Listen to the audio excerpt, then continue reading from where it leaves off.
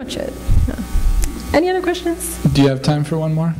Sure, yeah. Yeah, my name's Scott Humphrey with Urban and Regional Planning, and one of the tenets of your organization that piqued my interest was leadership by those most affected. And I think for many of us on campus or who come from middle or upper income neighborhoods, we're deeply concerned with what are happening in low income neighborhoods, but we also recognize the limitations of kind of outsider-led organization or leadership. So I was hoping that you could maybe speak to some best practices and how those of us who recognize that we're outsiders can still kind of support positive change. Sure, yeah.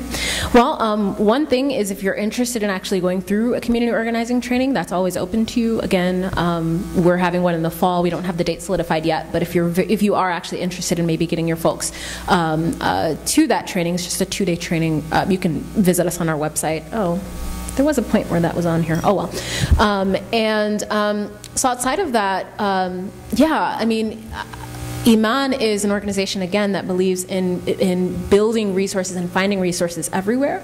And so I actually don't want to mislead you into thinking that it is only those who are most affected that work on our campaigns, because that's not true. If that were the case, then I wouldn't be able to work in a lot of them, because I am actually not directly. I mean, I went to private school in the suburbs. You know, there's a lot that I have not experienced and yet I'm able to contribute to. And so we definitely make sure that folks from around the city, around the the suburbs, in various different areas of life and of privilege, are able to effectively join these causes and to help in the same ways that people that are affected by the issues are. So, for instance, in the campaign that I mentioned, the Muslim-run campaign for health, wellness, and healing, that's led by people that are in the neighborhood that are actually next to those corner stores. But they're right next to them are people from the suburbs who've never, who've never stepped foot into a corner store before, have never had to think about that reality, that are working on the very same issue with them.